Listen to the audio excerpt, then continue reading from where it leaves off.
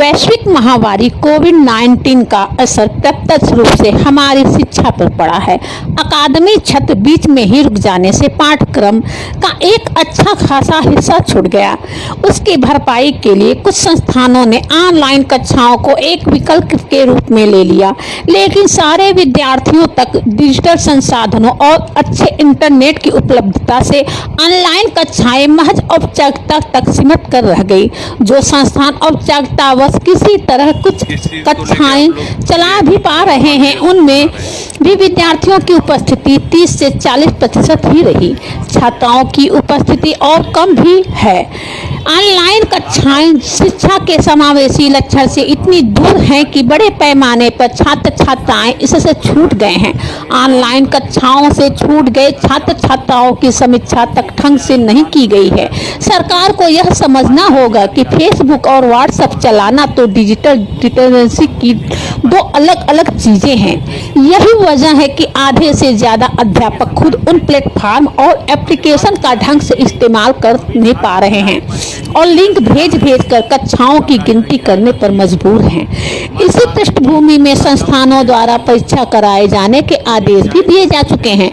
ऐसे समय में जब संक्रमण अपनी चरम सीमा पर है और शारीरिक दूरी बहुत जरूरी है, ऑफलाइन परीक्षाएं संक्रमण के लिहाज से खतरनाक ही साबित होंगी। ऐसे में सभी छात्रों को अगली कक्षा में प्रमोट किया जाना चाहिए तथा अंतिम वर्ष के लिए छात्र छात्राओं के लिए कोई भी वैकल्पिक व्यवस्था सोची जानी चाहिए।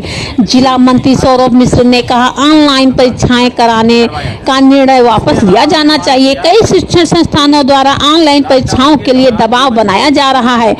इंटीग्रल यूनिवर्सिटी लखनऊ ने ऑनलाइन परीक्षाओं के लिए टाइम टेबल भी जारी कर दिया है। कई सारे विद्यार्थी अपने गांव में हैं। इन विद्यार्थियों की शिकायत है कि गांव में इंटरनेट की स्थिति ज्यादा खराब है और बीच में यदि इंटरनेट चला जाता है तो परीक्षाएं भी बाधित होंगी। ऐसे में ऑनलाइन परीक्षाओं की बाध्यता उन्हें परीक्षा से वंचित ही करेगी। यह सिर्फ इंटीग्रल यूनिवर्सिटी भर की समस्या नहीं है। प्रदेश के अन्य कई प्रशिक्षण संस्थानों द्वारा परीक्षा करने की बात कही है। ऑनलाइन परीक्षाओं और परीक्षाओं की बाध्यता के कारण बहुत बड़े पैमाने पर छात्र छात्राएं अपनी शिक्षा छोड़ने पर मजबूर हो जाएंगे। इस समय जब पूरे देश में तालाबंदी लागू भी थी, निजी विद्यालयों द्वारा बड़े पैमाने पर फीस वसूली की मामला भी सामने में आया। सरकार की तरफ से किसी भी संदर्भ में कोई स्पष्ट आदेश जारी हुआ जिससे इस विद्यालयों द्वारा मनमानी की जा रही है। कोरोना के चलते लगभग 15 करोड़ रोजगार खत्म हुए। गेहूं की फसल उचित दाम पर खरीद न होने से ग्रामीण क्षेत्रों में आर्थिक स्थितियां और भी ज्यादा खराब हुई हैं।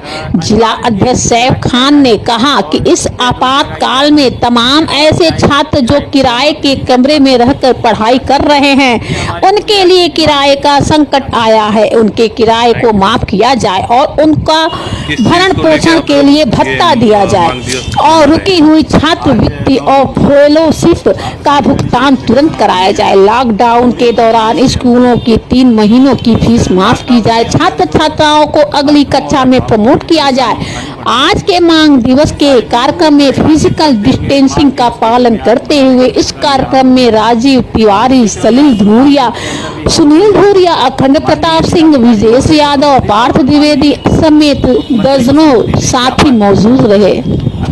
किस चीज को लेके आप लोग ये मांग दिवस मना रहे हैं?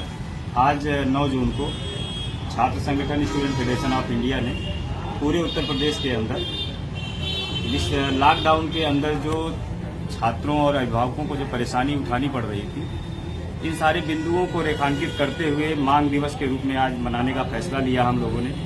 और उसी क्रम में आज सुल्तानपुर के अंदर भी हम लोगों ने माननीय जिलाधिकारी महोदय को संबोधित और माननीय मुख्यमंत्री को संबोधित एक ज्ञापन अभी प्रेषित किया और उसी के संदर्भ में हमने मांग किया है कि जो भी छात्र किराए पर एकेडमिक सेंटर पे रह रहे थे, कमरा जो है किराए पर लिए हुए थे, हमारी मांग है कि इस लॉकडाउन पीरियड के अंदर उनके किराए को पूरी तरीके से माफ किया जाए और जो क्रमवार हमारी छात्रवृत्ति और फेलोशिप हर साल आती थी, इस बार छात्रवृत्ति और शुल्क प्रतिपूर्ति का पूर्ण वितरण अभी तक नहीं हुआ है, जबकि एक कठिन दौर है। इसमें हर हालत में हमारी छात्रवृत्ति और शुल्क प्रतिपूर्ति निश्चित तौर पे आ जानी चाहिए थी। हमने मांग किया है कि उसको तत्काल, जितनी भी रुकी हुई छात्रवृत्ति है, शुल्क प्रतिपूर्ति है, उसका तत्काल वितरण करवाया जाए। इसके अलावा हमने मांग किया कि लॉकडाउन के दौरान जो बच्चे स्कूलों के अंदर पढ़ाई कर रहे थे